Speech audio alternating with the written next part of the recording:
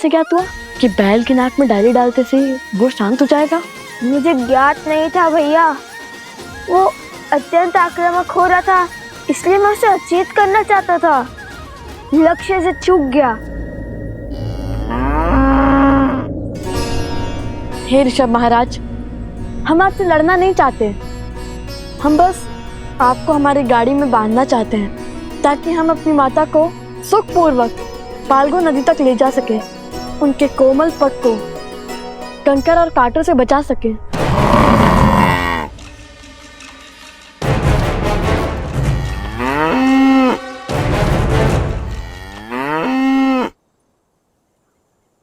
भैया लगता है मान गया।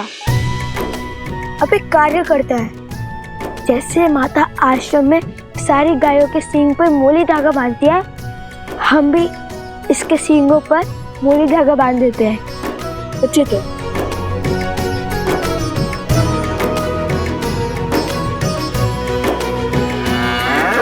जाओ भैया। जा। सच्ची में जाओ? जा। सच्ची में? अरे जाओ।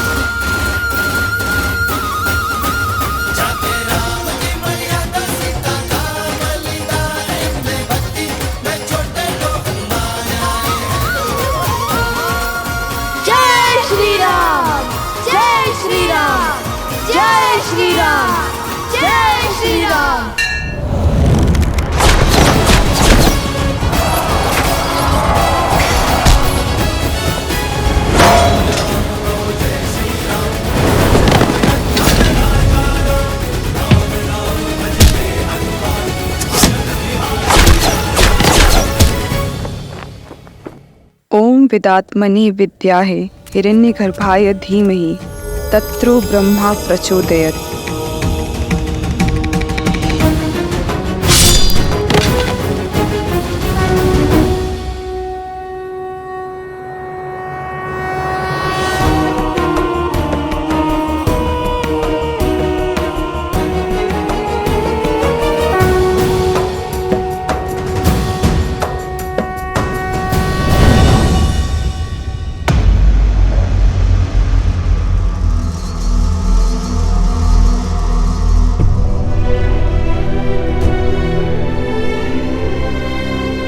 सेनापति,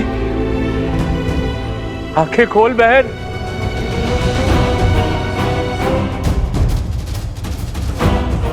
मुझे मेरी बहन चाहिए। क्या किया तुमने मेरी बहन के साथ?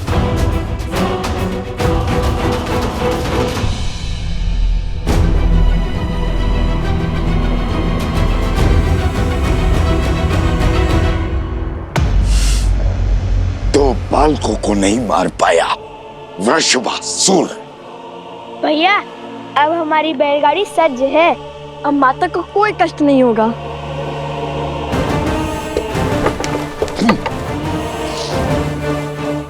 अब आज से तो केवल चंद्रबाहु से।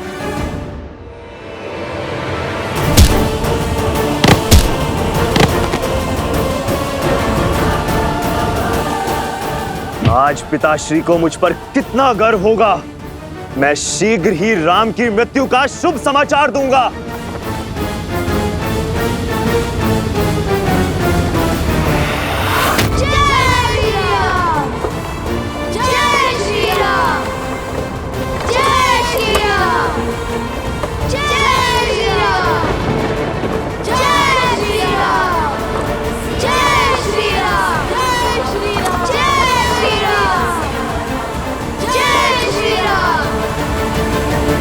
सीता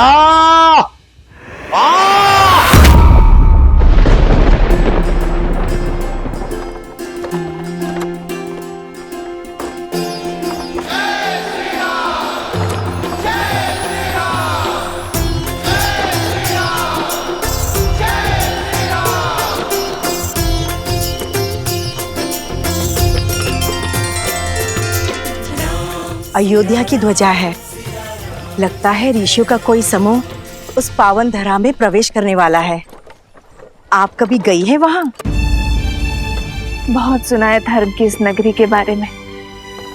वहां के सुंदर सुंदर वन उद्यान, कल कल बहती सरयू नदी, इक्ष्वाकु वंशजों की बड़ी बड़ी प्रतिमाएं और राजा राम का सुंदर महल।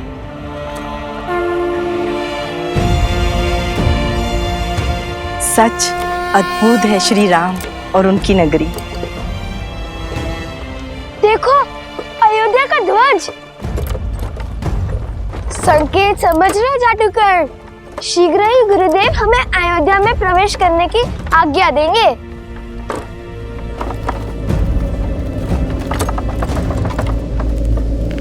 लगता है वातावरण बिगड़ने वाला है।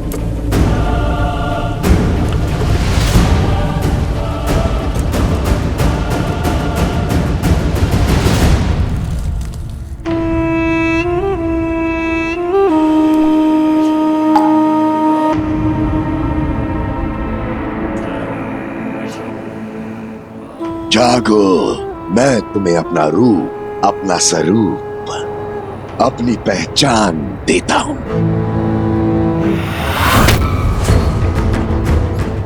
अपने महाराज को मेरा संदेश दो। इंद्र से जागने का समय आ गया है। अधर्म का आतंक फैलाने का समय आ गया है।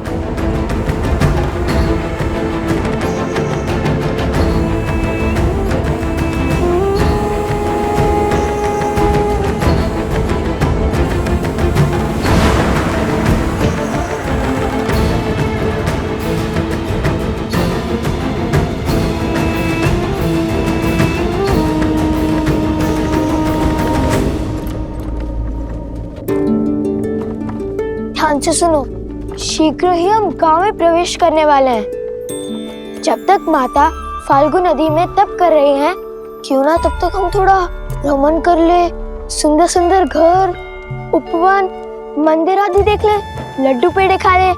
क्यों, कैसा विचार है? यह विचार तो बहुत अच्छा है, किंतु मेरे मन में एक विचार और आ रहा है। एक बात बताओ, सच में ये ऋषभ उतना भव्य है जितना तुमने कहा था? लगता तो बड़ा शांत है, इतना भयंकर था वो, तो तुमने पकड़ा कैसे? क्या कहा तुमने? कुश ने इस बैल को पकड़ा?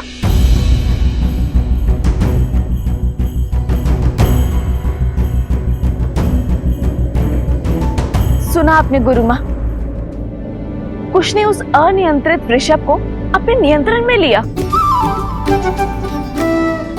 अच्छा, अब तुम असत्य भी बोलने लगे हो। सत्य कह रहा हूँ माता, केवल मैंने नहीं किया, जो भी किया हम दोनों ने किया, है ना लव भैया? लव?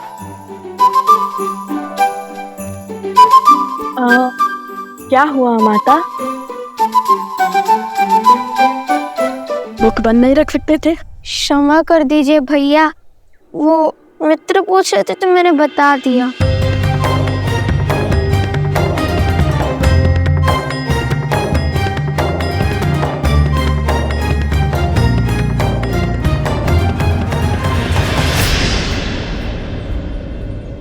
माता!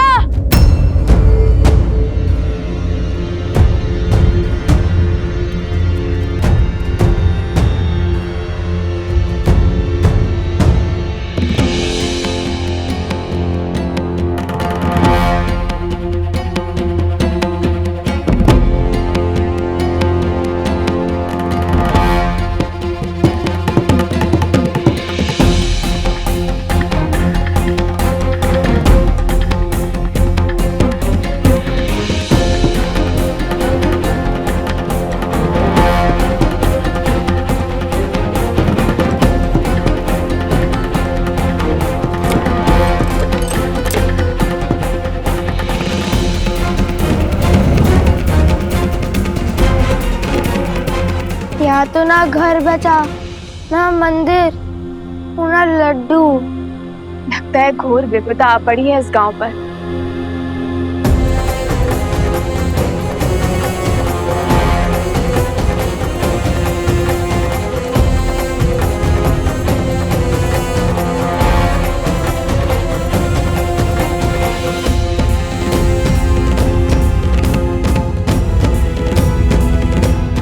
सब कुछ उजड़ा हुआ है माता।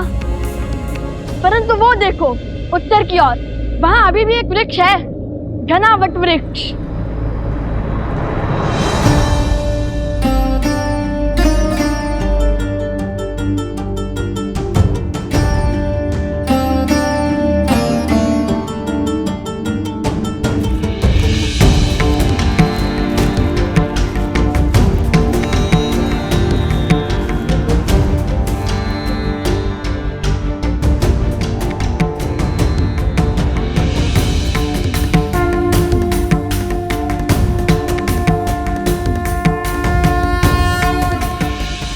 ये कौन है?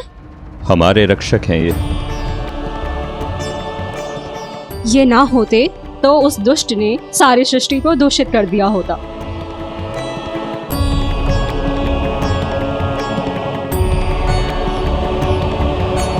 माता, ऋषिवर कब से तपस्या में लीन होंगे? अनेक वर्षों से। आपको कैसे पता? गांव के प्रमुख ने मुझे सब बताया। बहुत उपकार किया है इन ऋषि ने इस क्षेत्र पर। इनके तपोबल से ही ये केवल एक वृक्ष जीवित रह पाया है, अन्यथा आसपास का सभी क्षेत्र विष से पीड़ित होकर रिक्त हो चुके हैं और जो बचे हैं उनको कोसों दूर चलकर जाना पड़ता है शुद्ध जल लाने के लिए। अपने पूर्वजों के द्वारा बसाई धारा को छोड़ना सरल कहाँ होता है। ये क्षेत्र श्रापित है। अब तब कैसे होगा? श्रापित स्थान पर तब संकट को न्योता देने के समान है। कैसा श्राप? अधर्म का श्राप। जल इस संसार का सबसे शुद्ध तत्व है। जल को पीकर हम भीतर से और उसी से स्नान कर कर हम बाहर से शुद्ध होते हैं। वैसे ही प्रकृति में फैला पाप जल से ही शुद्ध होता है। किंतु जब पाप अपनी सीमा लांघ देता है तो वो मानव की दृष्टि से बच निकलता है और तब सबसे पहले जल ही अशुद्ध होता है। पाप को रोकने के लिए पापियों का संहार करना ही होगा। बताइए, कौन है वो दुष्ट? भिन्न भिन्न असुर के कुल और उनका नायक ऋषि असुरी के तपोबल ने उसे यहाँ नदी के नीचे बांधा है ताकि उसका प्रकोप इस क्षेत्र तक ही सीमित रहे। किंतु उसके यहाँ बनने के कारण उसने इस भूमि और यहाँ के जल को भी विषैला कर दिया है। अब उस पापी का अंत ही इस क्षेत्र के पाप का अंत करेगा। इतने वर्षों में उस असुर ने इस नदी में अपनी सत्ता स्थापित कर दी है। इस नदी तल में अपना महल तक बना दिया है। वो असुर जल में मक्र है और तल में मनुष्य मकरासुर।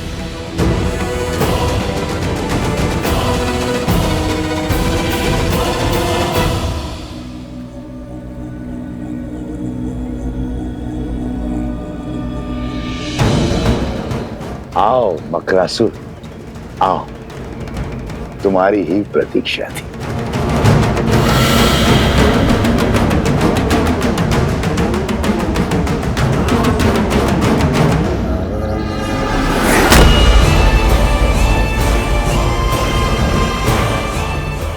बहुत सुना है तुम्हारे बारे में सहस्त्रमुख रावण, किंतु मुझे तुम्हारी शक्ति और युक्ति में कोई रुचि नहीं है। मैं यहाँ केवल तुम्हारे रक्त का मान रखने के लिए आया हूँ। सुमाली जैसे असुर और पुलस्त्य जैसे महान ऋषि का अंश जो है इसमें। मेरी युक्ति को तुम्हारी शक्ति की आवश्यकता है मकरासुर। असुर कुल के अस्तित्व का प्रश्न है मकरासुर। यूं मुख मत मोड़ो। देवासुर संग्राम के अंत के साथ मानवों और असुरों के संग्राम का शंखनाद हो गया। पूरी मानव जाति एक साथ असुरों के विरुद्ध आकर खड़ी हुई है। ऋषि यज्ञ और तप से हमारी शक्ति छीन करते आए हैं। ऋषि साधारण मनुष्यों के सहायक बन बैठे हैं और मनुष्य ऋषियों के संरक्षक। जल के बाहर जो भी हो, मुझे उससे क्या। मैं अपने राज्य में सुरक्षित हूं। देखो, धरा पे एक ऐसा अकाल छाया है और यहां नीचे मैं साक्षात देवराज की भांति आनंद में मग्न हूं। ये राजपाट मेरे बल का प्रमाण है। गांव के गांव मेरे भय से खाली हो गए।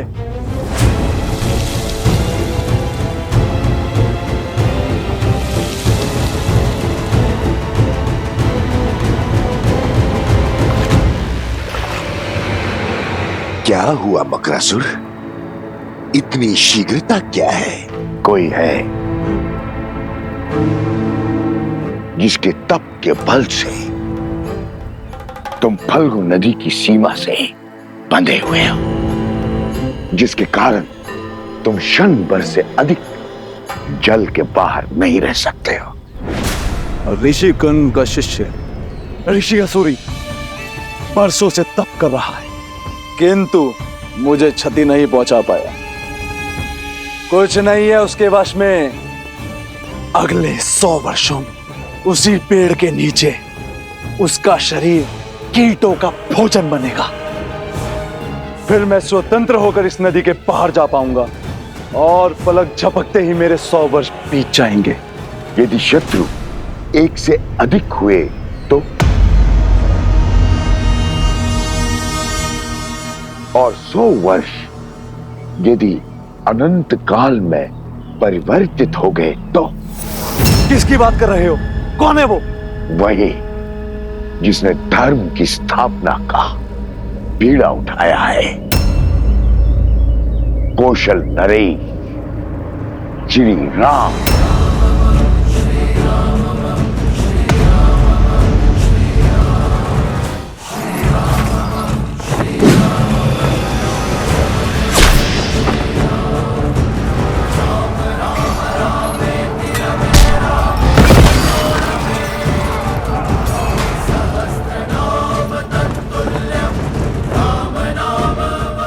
यही क्या वीर चंद्रबाहु का अंत हुआ? ओम विदात्मनि विद्याहे हिरण्यगर्भाय धीमहि तत्रो ब्रह्मा प्रचोदयत्। ओम विदात्मनि विद्याहे हिरण्यगर्भाय धीमहि तत्रो ब्रह्मा प्रचोदयत्।